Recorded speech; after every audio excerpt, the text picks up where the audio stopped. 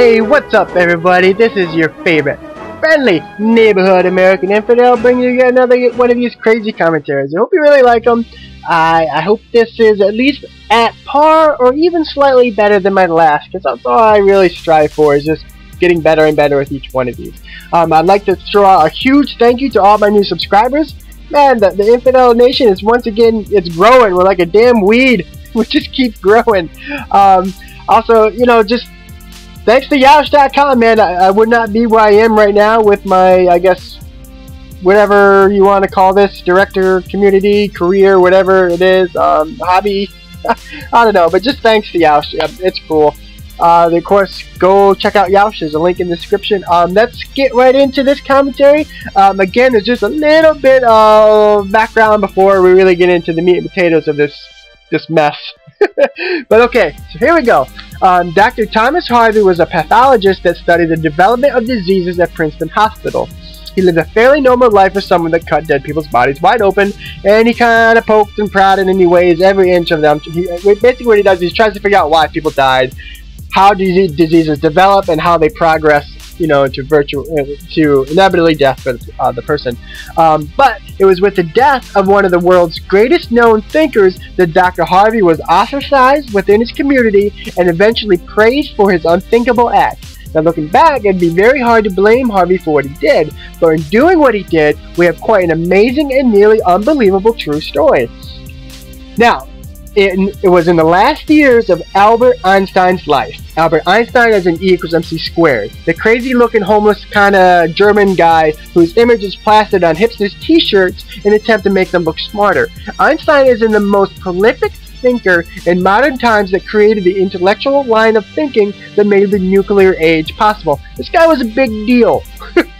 Now, Albert Einstein's days were numbered, and he knew this. In his last years, he all but refused operations that would have saved his life.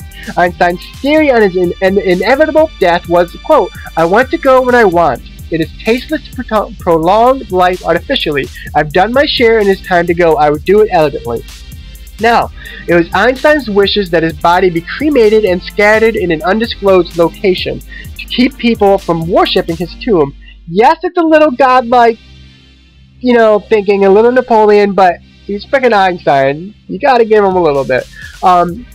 However, sadly, it was on April 17th of 1955 that Albert Einstein experienced internal bleeding caused by the rupture of an abdominal aortic embolism, and he was pronounced dead. Basically, his heart blew up. It's not good for anyone. Now, this is where the story gets weird and amazing. Unfortunately, Albert Einstein kind of had to die for me to talk about this, but what do you do? This is where our good friend, the dead body inspector, Dr. Harvey, comes into the story. For Dr. Harvey was tasked with performing the autopsy on Einstein's body before it could be burnt to dust and scattered to the cosmos. As Harvey was cutting and weighing and measuring, he must have began to wonder. Must have began to think about all the amazing things that Einstein was responsible for, the amazing power that Einstein was capable of imagining and thinking and creating, and Dr. Harvey began to fixate about what made Einstein tick, what made his brain different, why was Einstein capable of such extraordinary intellectual feats when there's people who literally can't even tie their own shoes. Then he got to thinking about Einstein's wishes to be cremated, to have his body destroyed. So, Harvey did the only thing feasible, something unthinkable. He did for neurology what Einstein himself did for physics. And Dr. Harvey, he stole Einstein's brain. Einstein's brain has been stolen. It was stolen and it's still not, if the family doesn't have it, you'll find out where it is, but it's, you know, Einstein's brain was stolen in a lab. It's not like, you know, some dude was just murdered and they brought him to an alley and cut his brain out. You know, this was a huge deal. You know, upon Einstein's death, there was immediate melee of activity, and things got crazy for everybody, especially Harvey, because in the aftermath of stealing Einstein's brain, like, it was known that he did it. It wasn't like, okay, let's go burn this guy. It was, holy shit, his brain's gone. Oh, that Harvey guy stole it. I mean, Harvey lost his job. He was denounced by many different colleges. His name was basically mud for many years. But however, Harvey felt that it was his role in life to preserve this brain and to put it in the hands of some leading neuroanatomist who might be able to figure out the keys to Einstein's genius. Now surely the brain of such power would reveal its inner workings quickly, yet no studies were released in the years following Einstein's death. And then Harvey himself, who was merely a pathologist and not a neuroscientist, he disappeared altogether with the brain. Throughout the years, Harvey would send the brain, bits and pieces of the brain, to different researchers in his own very protective and insane ways. There was a Berkeley scientist who requested pieces of the brain and heard nothing for 3 years. And out of nowhere, chunks of Einstein's brain tissue arrived by mail in a mayonnaise jar to the guy's home. Holy cow, where am I at? Okay, now Dr. Harvey, he became very protective over the brain. He divided it into 240 sections and kept them in jars at his house. And over the years, he gave away samples of the brains to various researchers. And every time that Dr. Harvey would relocate, the brain would move with him. And with the spread of Einstein's brain across the world, some very incredible things were discovered that contributed to what we know now about how and why the brain works. The brain is still the most mysterious organ in the body. We really have no clue about it. I mean, we basically know about it, but then again, we really don't.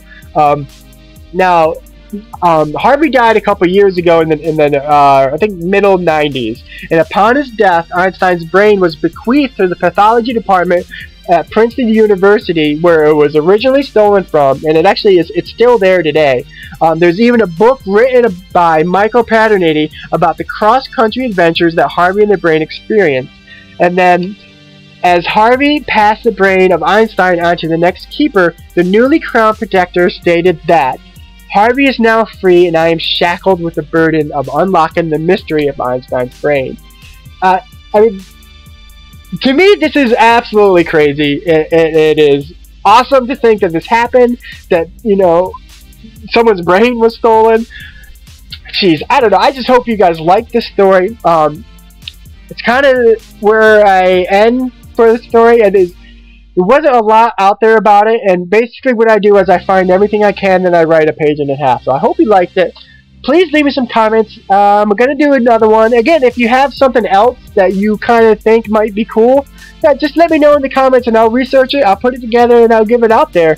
I bought like 3 or 4 different books about crazy American stuff, so again, look for another story. And I'm kind of like to leave, since this was about Einstein's death, I would like to leave it with Einstein's theory about surviving physical death, about living into the afterlife and spirituality. So this is what Einstein has to say about, really, religion. Quote, I cannot conceive of a God who rewards and punishes his creatures, or has a will of the kind that we experience in ourselves. Neither can I, nor would I want to conceive of an individual that survives his physical death. Let feeble souls, from fear or absurd egoism, cherish such thoughts. I am satisfied with the mystery of the eternity of life, and with the awareness and a glimpse of the marvelous structure of the existing world, together with the devoted striving to comprehend a portion, be it ever so tiny, of the reason that manifests itself in nature.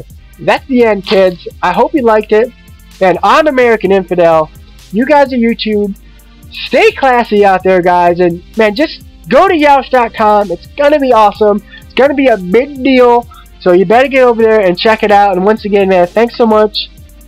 This is an epic adventure. I don't know what else to say. Man, be watching. I'm going to start a Let's Play series, or I Play You Watch series. Alright guys, man, be cool. Thanks a lot.